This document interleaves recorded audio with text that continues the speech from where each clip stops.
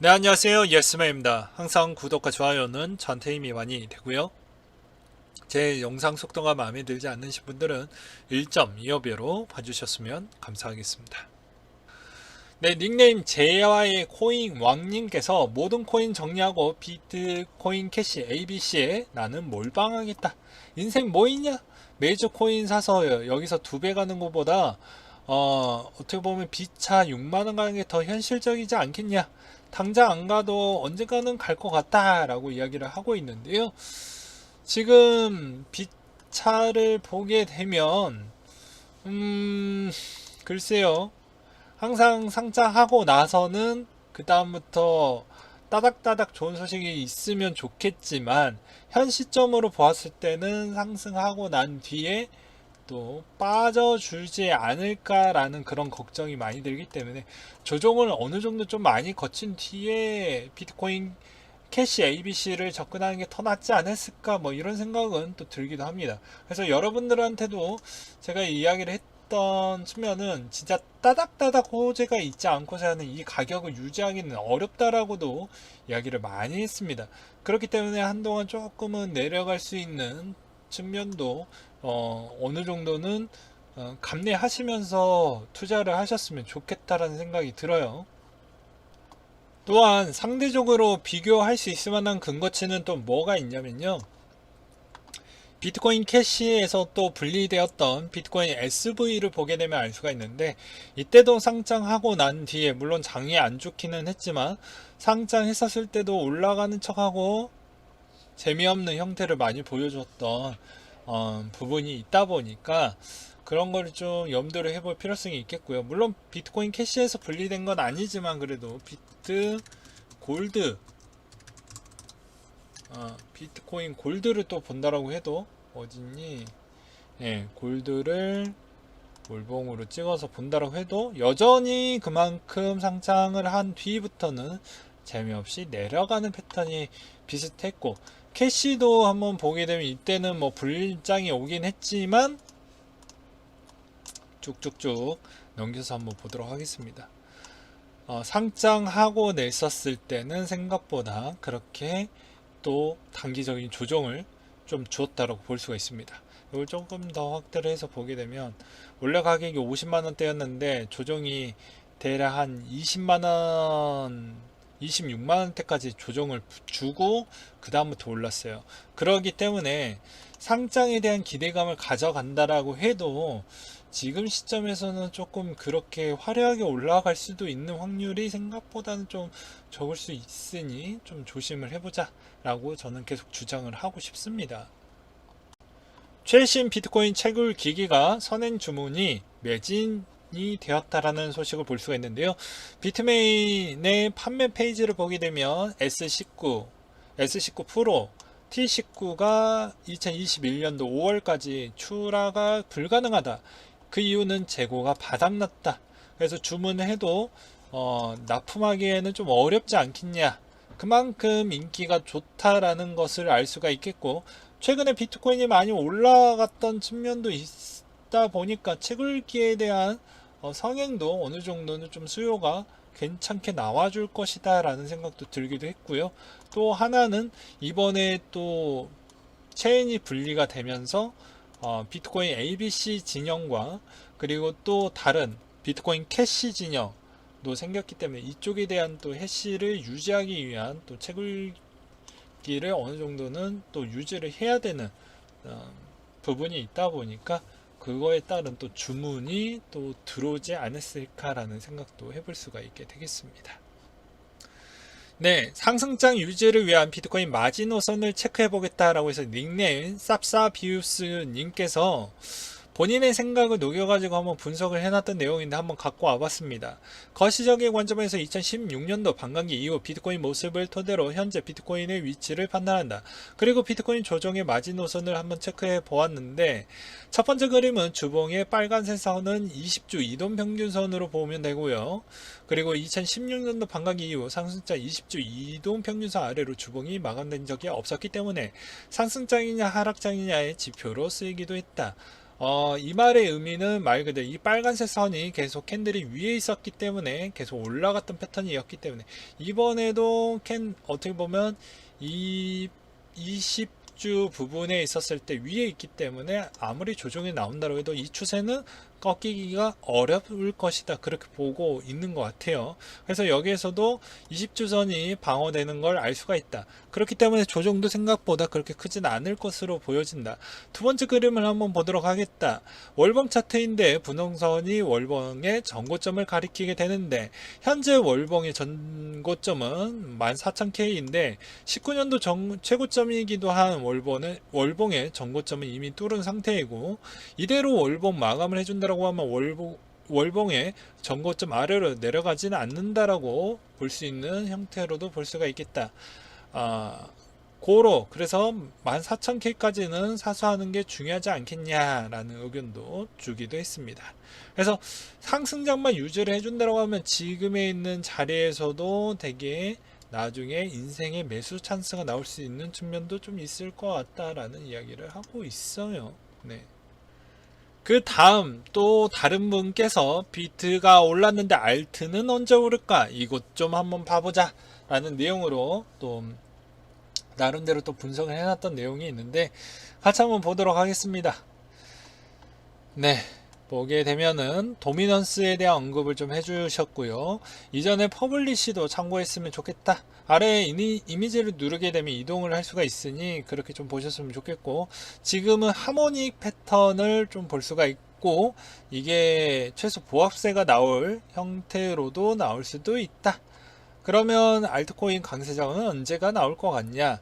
아무래도 도미넌스가 현재 2분의 주장으로는 68%가 저항대로 보고 있으며 이 움직임 패턴을 보게 되면 저항대가 64포인트를 확인하고 68포인트를 향하는 움직임을 출현하고 있다.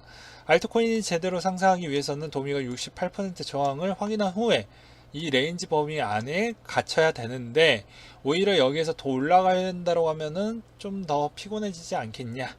따라서 이 두 가지 시나리오를 세워봐야 된다. 첫 번째 시나리오 한번 보도록 하겠습니다. 일단은 비트코인이 현재 레인지 범위를 유지를 하면서 횡보를 해주거나 조정도 약세를 봐주면서 웬만하면 이 레인지 안에서만 좀 놀아주었으면 좋겠다라는 주장이 나오고 있고요. 그리고 두 번째 부분에 대해서 한번 보도록 하겠습니다. 그러면 비트코인 가능성이 있는 레인지를 무시하고 추가적으로 상승을 해서 2만 K를 2만 정도를 돌파를 했었을 경우에는 68포인트를 무난하게 넘었을 것으로 보여진다. 이러면 비트코인은 계속 폭등을 할 거고 알트코인 또한 상승이 나와도 비트코인 대비보다는 훨씬 낮을 것으로 보여지고 오히려 더 급등을 했었을 때는 좀 더 내려갈 수 있는 측면도 고려를 해야 된다. 그래서 어떤 시나리오가 더 가능성이 있겠냐고 보면 1번 시나리오가 2번 시나리오보다 더 가능성이 높게 되며 일단은 도미넌스에서도 저항을 확인할 수 있으며 현재 구간이 이전 집어들임 보합의 구간의 상당 부분 때문에 어느 정도 시세가 보합세를 보이며 횡보할 가능성이 높게 된다. 어떤 거래 전략을 수립을 하는 게 좋겠냐? 여러분들 포지션에 따라서 달라지게 되는데 비트코인을 이미 보유하신 경우는 비트코인 수량의 40%에서 사토시 페어 거래 투입을 비트코인 개수를 늘리는 것에, 그러니까 BTC 마켓을 왔다 갔다 해서 개수를 좀 늘리는 형태를 가져가는 게 가장 좋을 거고, 보유하지 않는 경우에는 오히려 어떻게 보면 비트코인 대규모 조정을 기다려서 비트코인을 좀 매집을 해서 포트폴리오를 좀 맞추는 형태로 가져가는 게 좋지 않겠냐라는 의견을 남겨주시기도 했습니다. 그라운드X 대표가 디지털 자산의 발행, 유통 플랫폼에 집중하겠다라는 의견을 남겼는데요. 그는 디지털 자산을 만드는 넥스트 인터넷 세상을 이라는 주제로 발표를 맡았는데요. 크게 세 가지 전략을 이야기를 했습니다. 자산 발행, 플랫폼, 자산 수용성, 하나가 더 있었네요. 플랫폼 상호 운영성 부분을 꺼냈다고 하는데요. 과연 클레이튼이 올해 그렇게 많이 보여준 건 없지만 내년에 대해서 또 무언가를 보여주기 위한 모습을 최근에 보여주고 있습니다.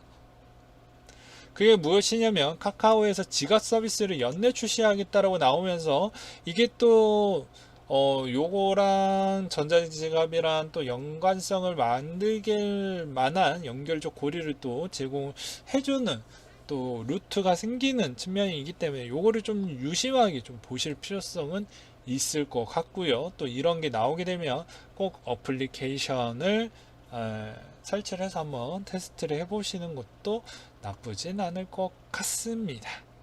그리고 최근에 그레스케일에 대한 자산이 11조 원을 돌파를 했다라는 내용과 그 다음으로는 마리너 웰스 어드바이저가 SMA 계좌를 출시를 했다고 합니다. 자산관리 규모가 33조 원에 이르는 형태인데요. 이게 계좌를 터놨기 때문에 이쪽에 대한 자금이 이제 들어올 수 있는 가능성이 만들어졌다라는 거, 그리고 직계 시에 이제 첫 반감기가 시작을 하는데 반감기에 가까워지면 별로 재미없다라는 것도 알고 계셨으면 좋겠습니다. 이미 지났는지 안 지났는지까지는 모르겠는데 지났네요. 보니까 지나면 채굴자 보상은 이 정도가 된다라고 되어져 있습니다. 지난 이후에는 별로 재미가 없으니 접근하지 않으셨으면 좋겠습니다.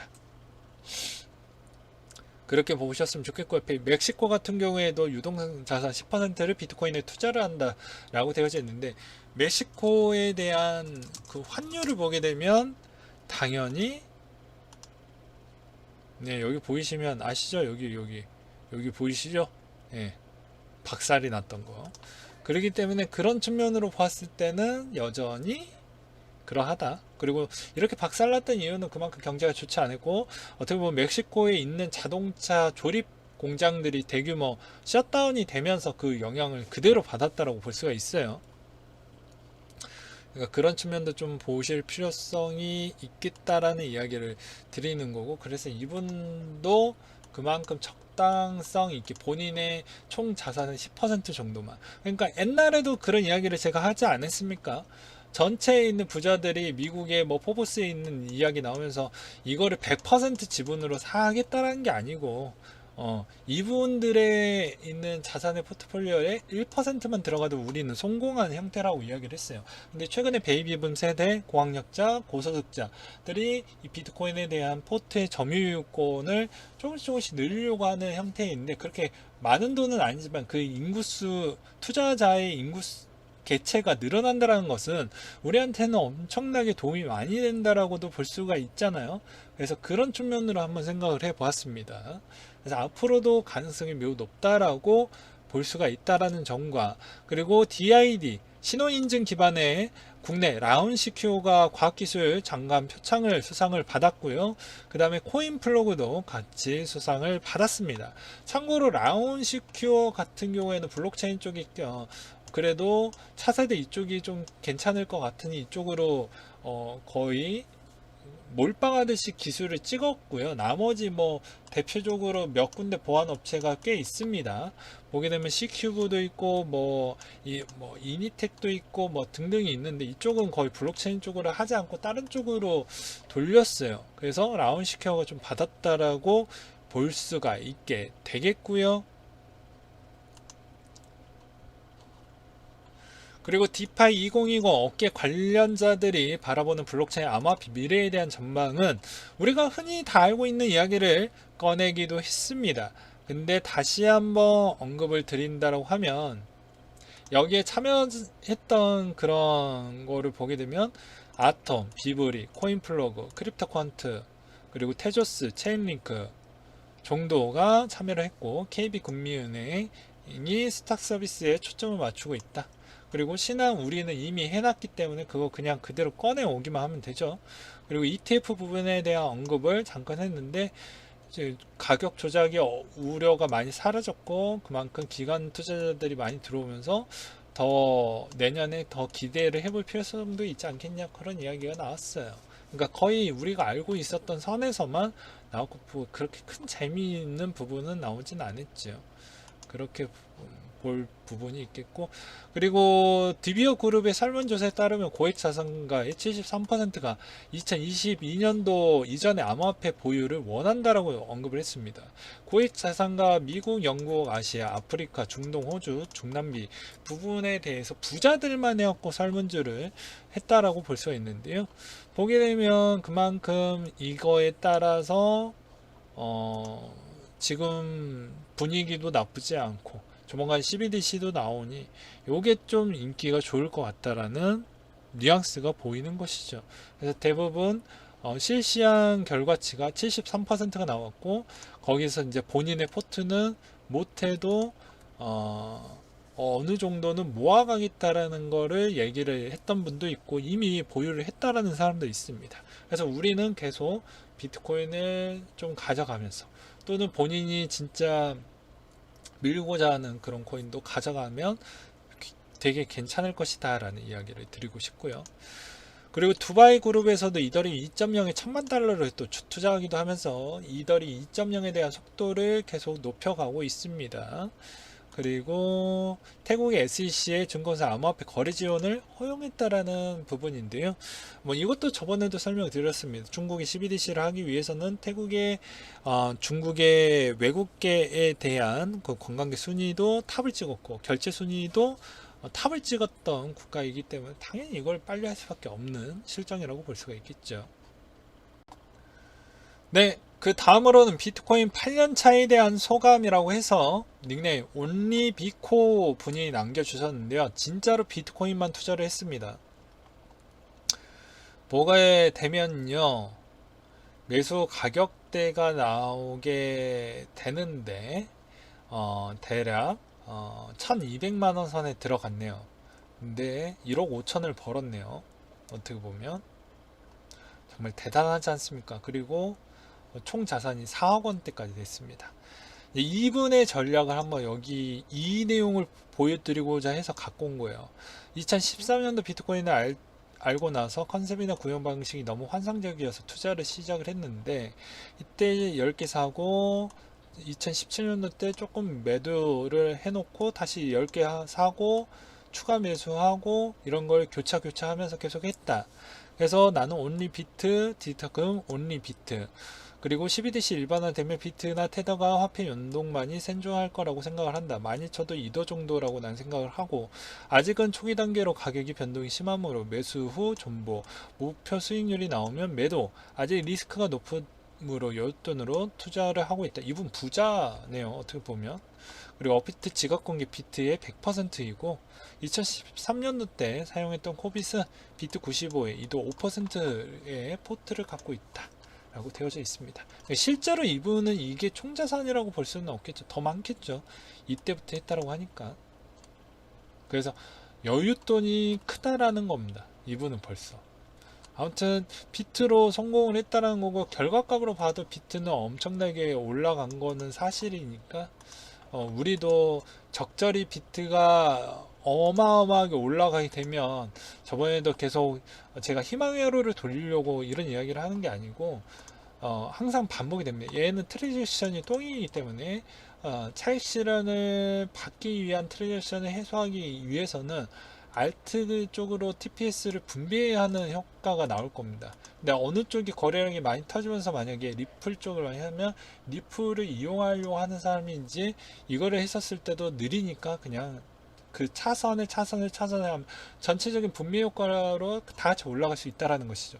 그래서 내 것만 올라가려고 하는 개인주의는 나쁘고 다 같이 가는 시스템인 겁니다. 그래서 비트가 1억을 가면 다 당연히 이도도 나머지 중형 코인이나 소형 코인 다 갈 수밖에 없는 부분인 거예요. 이게 어떻게 보면 비트코인이 올랐을 때 우리가 수혜를 다 같이 볼 수 있는 플랜 A 중에 한 가지 방식을 알려드리는 바입니다. 그래서 가장 이게 제일 현실적이고 가장 수혜를 많이 볼 수 있는 측면이 있다라는 거예요. 그런 걸로 좀 보셨으면 좋겠습니다. 네, 오늘은 여기까지 준비를 했고요. 항상 여러분들한테 힘이 되고 도움이 되는 예스맨이 되도록 하겠습니다. 이상으로 마치도록 할게요.